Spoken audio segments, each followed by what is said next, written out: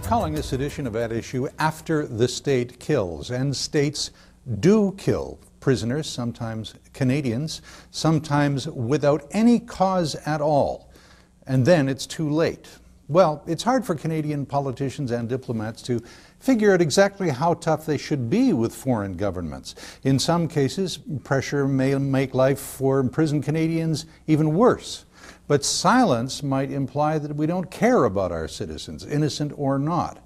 That disagreement causes some confusion for the families of people who are in custody overseas and for reporters who try to figure out where the truth is. Joining me now, David Parkinson of the Canadian Coalition Against the Death Penalty, and James Lockyer, who's a director of the Association in Defense of the Wrongly Convicted. Somehow, David, the papers are increasingly full over the last year or so of accounts of Canadians who have wound up in terrible trouble overseas. Is this because of 9/11, because of the security situation, or is something else account for it? I think it's a combination of both. Certainly since 9/11, we've seen security agencies around the world being a little more than trigger happy, especially when it comes to people of Muslim background. However, this has been a situation that's been going on for some time, whether it be the case of Mr. Sampson in Saudi Arabia, or a few years ago the case of Stanley Falder in Texas, who was facing execution when George Bush was governor there.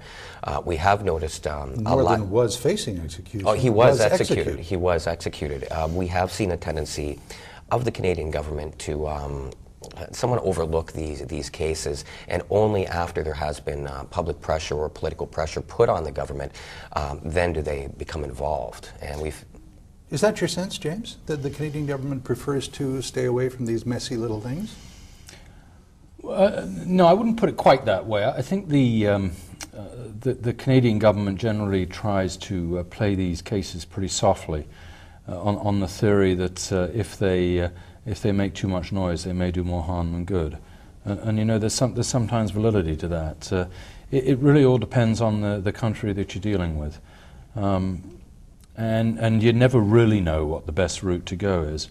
There was a case about 15 years ago, for example, of an Australian who had been sentenced to death in Malaysia for drug trafficking. And there was a huge uproar in Australia about the fact that one of their citizens was going to be hanged in Malaysia. And the uproar was such that Malaysia's reaction was to bring the execution date forward and execute him 6 months before they planned to. So there's a horrible lesson there, but it's a lesson that you're never quite sure how to take it in an individual case that you have to confront.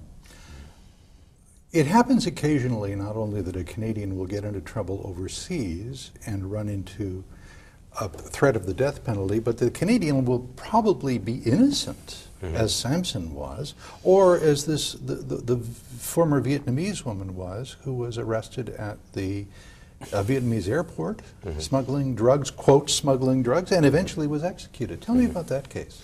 Well, I'm sure Mr. Lockyer would probably be a little more familiar with the details of that case, but again, that was a situation where the Canadian government and Canadian consular officials were in touch with the Vietnamese government, and they were trying to keep this fairly quiet in the media. There wasn't that much public knowledge about the incident until, of course, she was executed.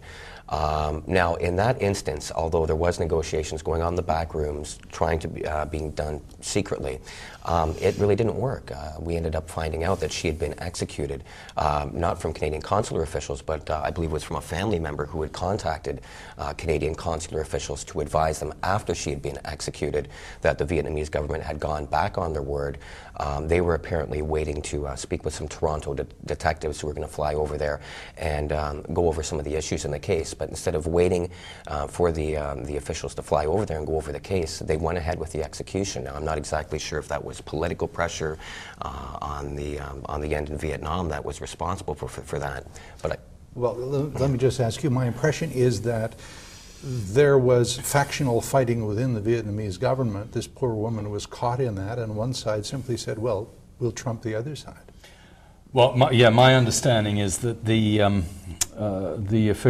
government official in charge of foreign affairs, or domestic affairs rather, in Vietnam, the Minister of Justice, resigned or was fired, and there was a vacuum in the leadership, and And the theory of the Department of Foreign Affairs is that one of the more lowly bureaucrats decided it was time to carry through the sentence of death on Madame Nguyen Khiep. But I mean, that was a case where I saw Foreign Affairs in action. The department then was run by Gar Pardy, who just retired, and he arranged, for example, for myself and Reuben Carter, Hurricane Carter, and two Toronto heroin squad detectives to meet the Vietnamese ambassador in Ottawa, and the four of us met with him and tried to convince him that Madame Khiep was likely innocent and shouldn't be executed. As a matter of fact, there's an extraordinary story about that case that we were involved in, and that is that Reuben, the film about Reuben's life, The Hurricane, got a showing in the White House, and Reuben spent 3 hours sitting between Mr. and Mrs. Clinton watching the film and told them all about Madame Nguyen's case, and actually got the Security Council in the US to intervene with the Vietnamese government to ask them not to execute her, but of course it all came to naught. Nothing worked. Nothing worked. So Bill Sampson came out of prison spitting mad at the Canadian government. Mayor Arar's wife, whom I spoke to a couple of months ago, was furious at what she saw as inaction. Mm-hmm. When I hear that kind of thing from prisoners' families, how seriously do I take it? Well, I think you take it very seriously. Certainly, Bill Sampson, I've spoken to him since he was released, and I think most of his anger is aimed actually at the embassy officials in Riyadh, who he thinks didn't deal with him properly and didn't report on what he was telling them properly. He's actually arriving in Canada this afternoon as we speak. Where Monia Arar is concerned and Meher Arar is concerned, we met Bill Graham, the Minister of Foreign Affairs, just last week, and they expressed a lot of gratitude actually to him for his intervention. But that still does beg the question as to whether they should have been got out quicker than a year, and we'll really never know. How do you deal with a country like Syria? I mean, I don't have a clue, and I'm not sure the Foreign Affairs Ministry knows any better than I do. It seems to me that a case that almost no one is talking about is that of a juvenile Canadian citizen who is now at Guantanamo Bay. Am I right? Mm-hmm. What is Canada doing about that, and what should we do? I'm really not aware what they're doing about that, which I think is part of the problem in these cases, is that the Canadian government doesn't make the public aware of their intervention in these cases. Now, if any. If any, and in some instances I can understand where the government may want to keep a low profile so as not to upset or offend the government and possibly bring forward the death sentence, as you were saying in the case that happened a few years ago. But this isn't Vietnam and this isn't Syria, this is the United States, and crabby as they are at the moment, presumably they're not going to execute somebody because we speak up for them. Well, again, with the Falder case a few years ago, there was, again, a team from AIDWYC had gone down to Texas to speak up on Mr. Falder's behalf. Unfortunately, he was executed, but the Canadian government at that point had the avenue of pursuing legal action through the international court, not the criminal court that's just been established, but through The Hague that deals with issues like the Vienna Convention issue, where Mr. Falder was not advised of his Vienna Convention rights. The German government pursued that with the United States after the execution of two of their citizens, and they were awarded a judgment in the International Criminal Court against the United States in their favor, saying that the U.S. was wrong to go ahead with the execution. That option was available to Canadian officials after the execution of Mr. Falder, but it's something that we didn't pursue. And it's like in the Sampson case as well.